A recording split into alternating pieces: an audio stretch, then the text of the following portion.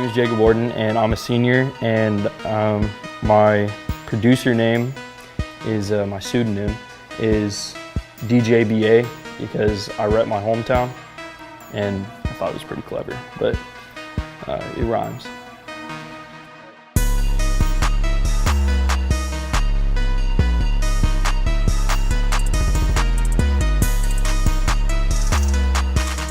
I started taking interest in producing probably about a year ago now.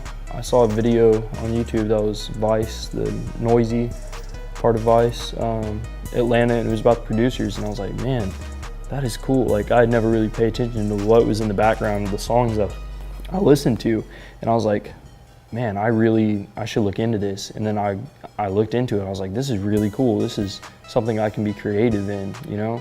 And I really got into it, and I got big into it, and then I practiced like every single day.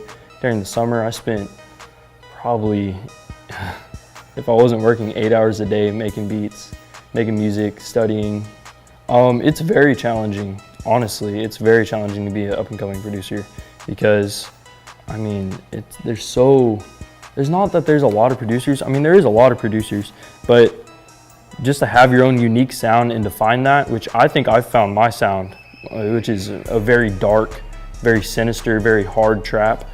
I've been called a cookie cutter producer, but I've gotten away from that with this last tape that I dropped. TM88, whenever he came out, his stuff is so weird. Like, I mean, just the melodies and stuff is so weird, but that's what makes him different. That's what makes me different, is my melodies and my drops make me different. Not a lot of people that I listen to have drops like I do. I mean, trap in general kind of sounds the same, but I try to make it sound different. Like, I throw in weird instruments. Like, I'm about to do a beat, my uncle suggested it, where I get like a didgeridoo and actually record the didgeridoo live and then put a trap beat over it, and I thought that would sound cool. But I'm just always trying new things. But to just promote yourself without really any money coming in, trying to do free promotion and trying to get your name out there is extremely hard to do. My personal struggle was believing that I could actually make a name for myself. And also it's a struggle that I deal with every day, having to tell people, oh yeah, I'm a producer, but this is who I worked with, you know? And they're like, oh wow, that's crazy. You know, do you do that all the time? I'm like, no, I still have a job. Like, it just makes me feel like less of a producer, even though I am trying so hard. And I mean, it disappoints me that I have to go into a job every day, honestly, because I'd rather just sit there and make music all day. It's also a struggle, like I said earlier, getting your name out there. That's hard. It is challenging, and it's disappointing whenever artists are like, yeah, I don't really like what you have. I mean, there's so many artists that have ignored me that are nobody artists, but I mean, I've already talked to big names. I mean, I talked to Free Bands this summer, which is Future's label, and then I did a collab with 808 Mafia, and right now my group that I'm part of, the Drum Killer Band Camp, we're talking to FGE, which is like Montana 300 and Savage and everybody, so we're pretty excited about that, but it is hard.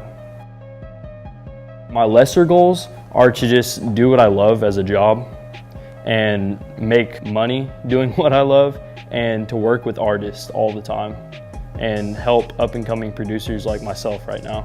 If I don't make it big, I'll at least have a pretty good job in the studio. My goals, honestly, for my career are to have my name known. It's kind of a big goal, and I don't know if I'll reach it. I'm going to college for producing, and that's what I plan to do.